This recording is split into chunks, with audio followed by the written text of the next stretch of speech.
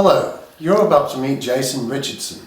Most people know Jason from the Mornington Peninsula News Group, but he's also known as the Man in the Hat. Jason tours markets and collects vintage and retro materials.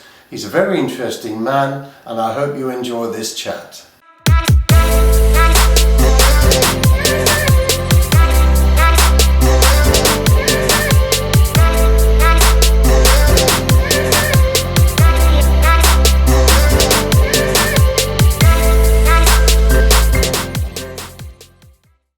Welcome to another session of On the Couch. My name is David, and today my guest is Jason Richardson.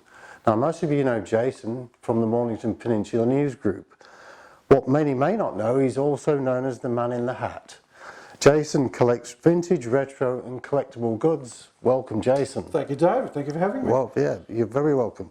Can you tell us a bit about yourself and your background, Jason? Originally from Tassie, so we've been Victorians now for almost 20 years. Yeah. We came here for a holiday.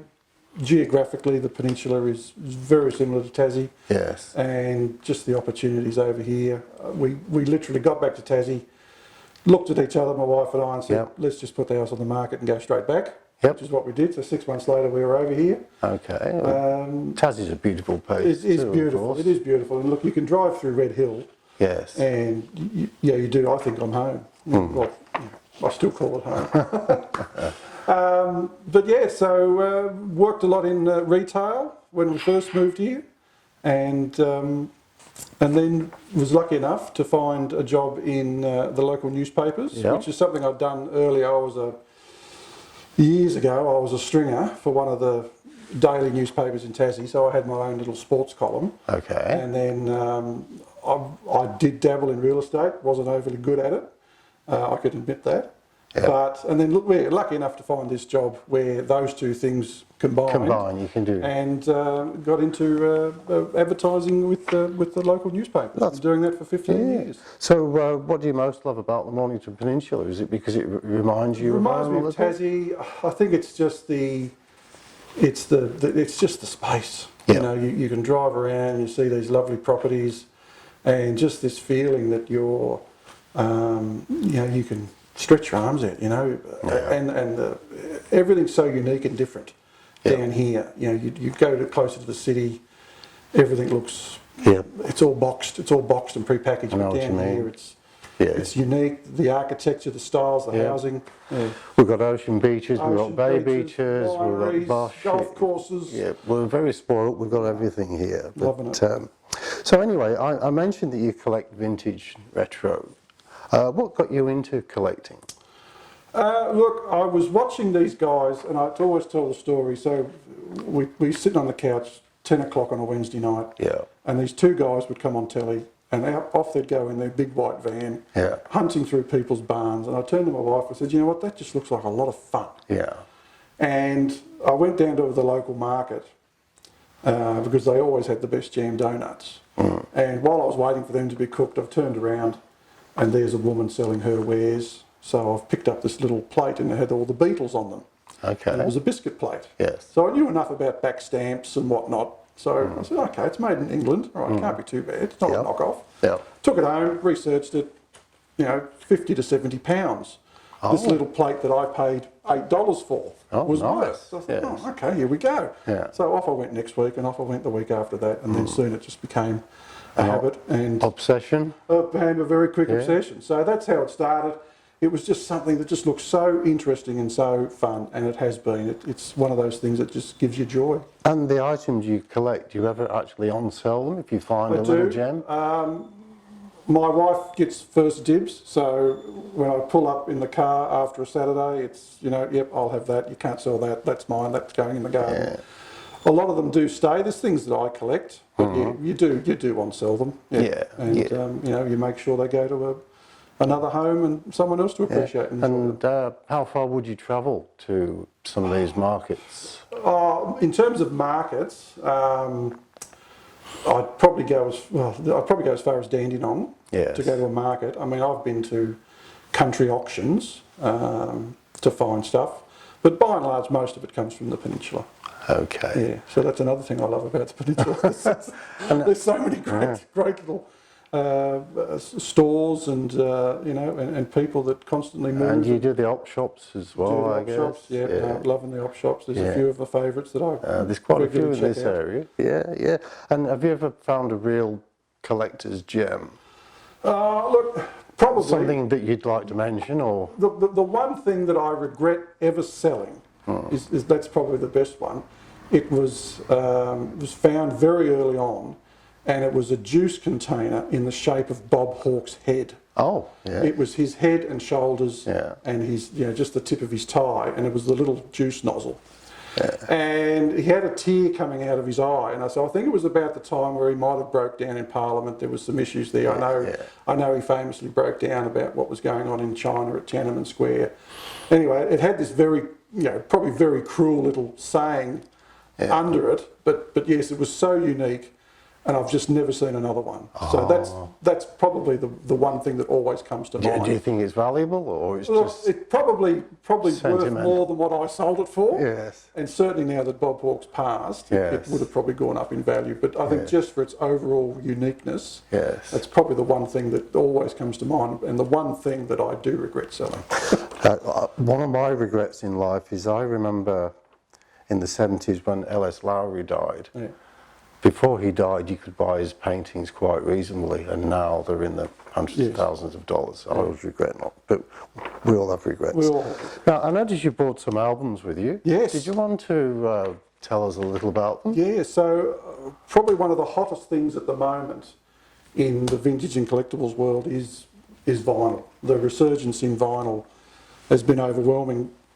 Real purists will tell you that it never went away. Yes. But the fact is, when CDs came out in the late 80s into the 90s, No. vinyls got shoved further and further into cupboards, and then people moved and they got binned. Yep. And but so happily, a lot still remain, and it is just one of the massive growth areas in what I do, and it's something now that you always ask for and you're always very happy to find. Yep. So I have brought along a few of my treasures just to give you an idea of what is valuable. I mean, not all records attract money. I mean, the Nana Muscuris, the Harry Seacombe's, the Richard Claydermans that came out in the 70s. Unfortunately, if you've got a cupboard full of them, nail them to the wall. Make a craft project out of them, do something like that. But if you like listening to them, If you like, look, by all that's it. means, Well, buy that's them. the beauty of music. If you if you still like listening to Nana Muscuri, by all means, that's the beauty of it.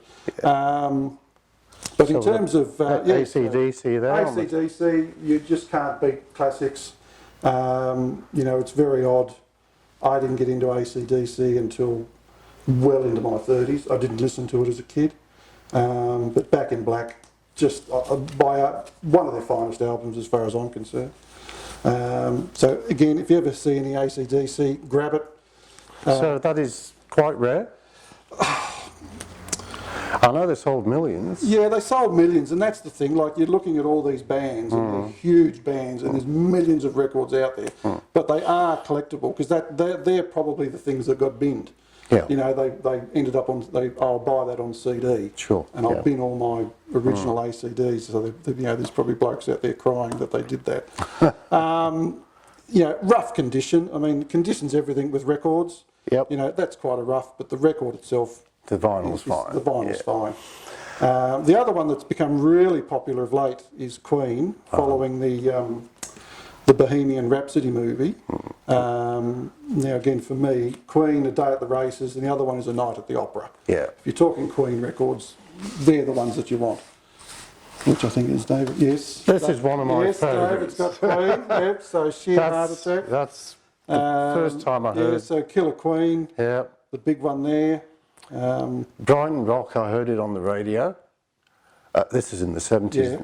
so I bought the album. Yeah. Yeah. Oh, It's a classic. Yeah. See, a lot of people think that movie was about Freddie Mercury, whereas I think it was celebrating Queen. Me too. You forgot just how good they were. Yeah. But that one's got Somebody to Love. Yeah. But A Night at the Opera, that's got Bohemian Rhapsody. That's the big one you want with Queen. Yeah. And then of course everyone's favourite, the Beatles. So another pride and joy. Abbey Road. Abbey Road. as we were saying earlier, fascinating album artwork on this one, and there's a lot of information that helps you date your records, because in terms of value, it'll determine whether they're a first pressing or a second pressing. The little trick with Abbey Road is that there's a little grill down there in the crosswalk. Yep. So on first pressings, the grill is completely visible. Okay. And then on subsequent pressings, the grill becomes more and more. So there in that one, you can just barely make it out. And does that affect the value of the Well, album? it does. So this is probably at least a third pressing of the album. So what sort of, how much would you pay for that? Well, this one in particular is quite rare, whether you can make it out there, but this one's actually called what's called the blood cover. So it's got this funny little red splotch just near Ringo here, and Ringo. Yep. And there was only a limited number of those made before they picked it up, and of course that's given rise to all these mad conspiracy theories. So there's a whole website devoted to the artwork of Abbey Road, the artwork cover of Abbey Road, and then of course you've got John Lennon's famous Volkswagen there that's in most. I didn't know that was his car. Yeah, I think that's. I'm fairly certain that's John Lennon's. Yep. So that one there, I mean, retail. I think the last copy of Abbey Road I had, it's comfortably a $70 album. Mm. So certainly one there, and of course there was also mistakes. There was an error. There was a track listed on the back of the album that's not listed on the actual record. Oh, okay. It was added later on. So again, that shows you what pressing it was too. Sure. So if you've got all those, and then continuing with the Beatles, probably their most. The White Album? The White Album, what's become known as the White Album, and probably their most famous. There we go. I've got one here. You've got one? It's number 00001. Is it worth anything? Yes, well if you've got 00001, you're probably looking at a $300,000 record. Okay. Yeah. I'm kidding. Mine says 51,653, which in terms of the White Album it's not a bad number. Yes. But do you know how many were sold in total? Well, my understanding was that the first pressing was only 10, but someone corrected me and said, no, the first pressing was much bigger. So about 250,000. Because they're not all numbered, are they? They're not all numbered, no. So if you've got a numbered copy, you know that that's a first pressing that came out, and this was everywhere. This was Australia, US, Germany, Britain, so each country had 250,000. So I think Ringo Starr has number 0000001. This one, my pride and joy. I think this was the moment. Joe Satriani. It was the moment I first discovered that, hey, I'm not a teeny bopper. I've got taste. Yes. I heard this guy. A master of the guitar, that guy. When we were kids, you'd listen to Barry Bissell on a Friday night with Take 40 Australia, and then I'd get up at 5 in the morning to watch Rage, the top 50 countdown, and then this guy came in at about number 48, and never really made it big on the Aussie charts, but I remember just what he could do with a guitar is just astounding. So that's going in the coffin. That's being buried with me. Brilliant. Fleetwood Mac. Fleetwood Mac. In the charts for years and years, that was. Yeah, Rumours, arguably, I reckon, one of the greatest pop albums ever. Yeah. I sell that as fast as I can find it. Yeah. It just flies off the shelf. And how many babies have been named after some of the song titles? This one. Rhiannon will be one. Rhiannon, yes, Rhiannon.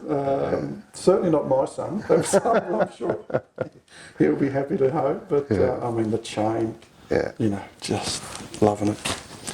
And this was a very recent find. Oh, Bob Dylan. Yeah. Tombstone Blues has become my new favourite song.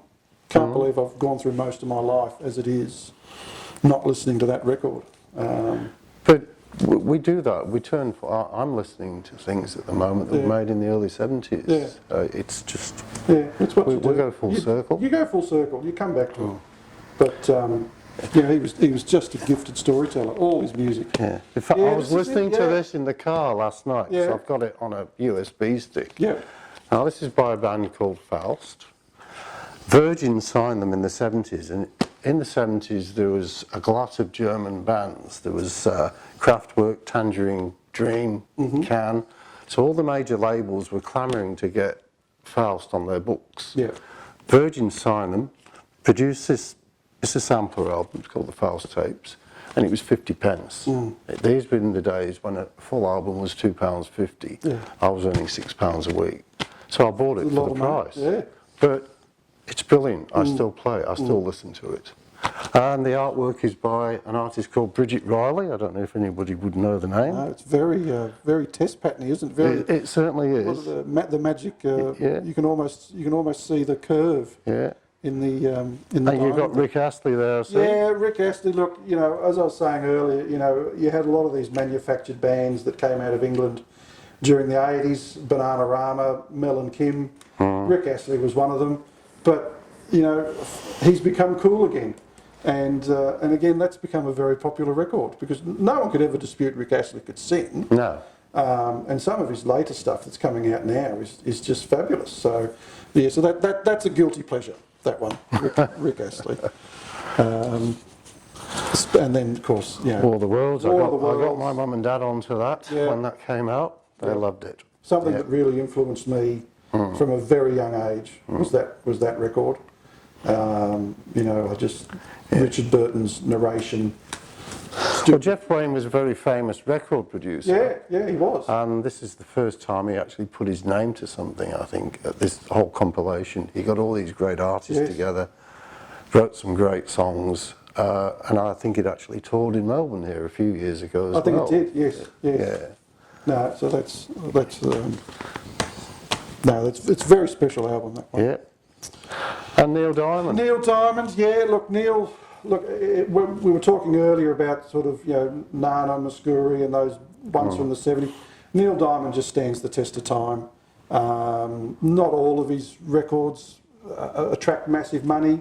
No. You know, Jonathan Livingston Seagull and Serenades, you know, they're not overly sought after, but everybody still loves Hot August Night. And there would have been a lot of those printed. There was. I mean, you can pretty much find that anywhere. You know, you don't have to look hard to find a copy of Hot August Night. But, you know, that's the thing. When you've made a multi-million-dollar album, there's a lot of them out there. Sure is. We've got Elvis. And then, look, just a few basics. You know, again, look, not everyone's going to have, you know, Fleetwood Mac, AC/DC, you know, the Rolling Stones in their collections at home, but they may have some of these other guys which are still very popular, still very sought after, and still can attract good money. So Elvis, unfairly skinny Elvis, not big Elvis, probably attracts more money. I prefer Roy. Roy, look, I love Roy Orbison. Yeah. Roy Orbison sells Great voice. very well. Yeah. You know, he really does. He's one of those timeless artists. And then, of course, Creedence. Yep.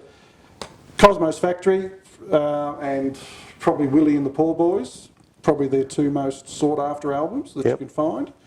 Again, you know, so you know, you're talking $30 to $40 retail for most of any Creedence album. Oh, all right. Michael Jackson. Michael Jackson, yep. So again, just another one of those artists that just stands the test of time, you know, and right back to the Jackson 5. So look, anything with Jackson in it. Not so much Jermaine, certainly Janet. Janet, yes. But certainly Michael. The last copy of Thriller, you know, again, you're probably talking comfortably a $60 to $70 record. Oh, is that So, right? yeah, so, you know, a lot of them out there because it was such a huge hit. But again, probably one of those albums that got turfed, you know, back in the 80s when CDs became just the thing. That's right. So I think I had a CD version of it. yeah. I mean, the thing with Thriller, oh, there we go. Is the is the gatefold. Yeah. So you know where he all comes out. And then again, just another one of my personal favourites. I discovered Chris Rea again, sort of towards the end of the 80s. Good northeast of England boy.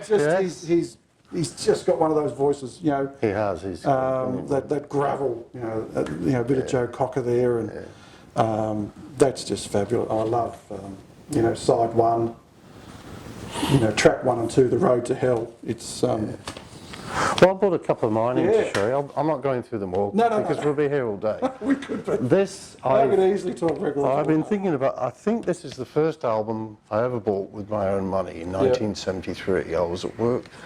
As I said, it was probably just under half a week's wage, so it took me a while. Yeah. It's Alice Cooper, $1 Billion Babies. Now this is made in the days when the budgets for album sleeves were almost unlimited. David Bailey did the photography. There was a $1 billion note in there. There was collector's cards in there, and it's all nicely padded. But apart from that, it's a brilliant album. And just one more to show you. This is probably the most famous 12-inch single ever made. Yeah. It's Blue Monday by New Order. Oh, yes. It was made in 1983. It's the record that made them money and made factory records rich. It was at one stage in the UK, it was selling 10,000 copies a week.